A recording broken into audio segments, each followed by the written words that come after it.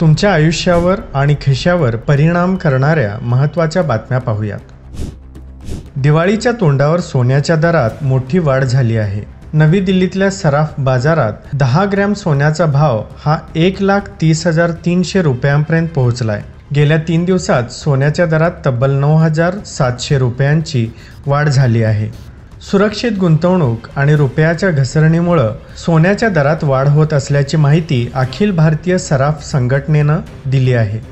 जागतिक अस्थिरतेमुळे गुंतवणूकदार सुरक्षित गुंतवणूक म्हणून सोन्याच्या गुंतवणुकीकडे वळत आहेत। शेअर बाजारात टाटा कॅपिटल IPO बद्दल उत्साह आणि जोखीम दोन्ही दिसून येत आहेत। आतापर्यंत IPO साठी सबस्क्रिप्शन फक्त 0.35 वेळा झाला आहे, तर बाजारात ग्रे मार्केट प्रीमियम हा 4% वाढला आहे। किंमत बँड 310 ते 326 रुपयांच्या दरम्यान आहे आणि लिस्टिंग अपेक्षित 13 ऑक्टोबर 2025 रोजी होणार आहे। फ्रेश इश्यू आणि OFS दोन्ही समाविष्ट असल्यामुळं गुंतवणूकदारांना संधीही आहे, पण जोखीमही लक्षात घेणं हे गरजेचं आहे।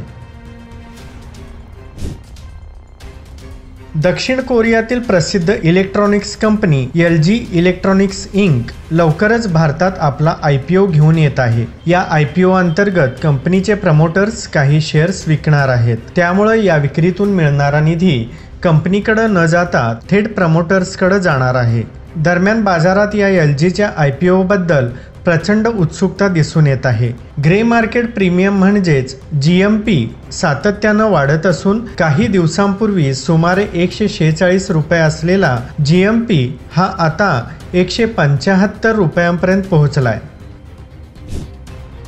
भारताच्या सर्वात मोठ्या उद्योग गटात पुन्हा एकदा सत्ता संघर्ष सुरू झालाय। टाटा ट्रस्टमध्ये अध्यक्ष नोएल टाटा यांच्या अधिकारावर मतभेद वाढले आहेत। रतन टाटा यांच्या निधनानंतर नोएल यांनी पदभार स्वीकारला, पण आता काही विश्वस्त त्यांच्या निर्णयावर प्रश्न उपस्थित करत आहेत। दरम्यान टाटा सन्सच्या लिस्टिंगचा मुद्दा पुन्हा एकदा चर्चेत आहे। शापूरजी पल्लोनजी समूह आपला हिस्सा मोनेटाईज करण्यासाठी लिस्टिंगवर आग्रही आहे, तर टाटा ट्रस्ट अद्याप ही सावध भूमिकेत। 10 ऑक्टोबरची बोर्ड बैठक होणार असून ही बैठक टाटा साम्राज्याची दिशा ठरवणारी ठरणार आहे।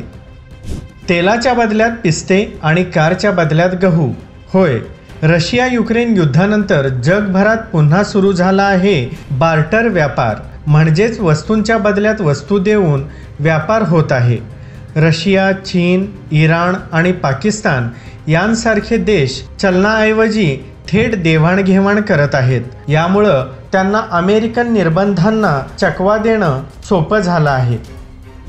मध्य प्रदेशातल्या छिंदवाडा जिल्ह्यात विषारी खोकल्याच्या सिरपमुळं झालेल्या 14 मुलांच्या मृत्यूप्रकरणी मोठा तपास सुरू झाला आहे। राज्य पोलिसांनी या प्रकरणाचा तपास करण्यासाठी विशेष तपास पथक स्थापन केलं आहे। मृत बालकांमध्ये मूत्रपिंड निकामी होण्याची लक्षणे आढळली होती आणि ही स्थिती टॉक्सिक खोकल्याच्या सिरपमुळे उद्भवली असावी असा संशय व्यक्त केला जात आहे। या प्रकरणात डॉक्टर प्रवीण सोनी यांना निष्काळजीपणाच्या आरोपावरून अटक करण्यात आली आहे। तसेच संबंधित खोकल्याचे सिरप तयार करणाऱ्या कंपनीविरुद्ध गुन्हा दाखल करण्यात आला आहे। मॅक्स मनीच्या बातमीपत्रात इथंच थांबूयात। पाहत रहा मॅक्स महाराष्ट्र।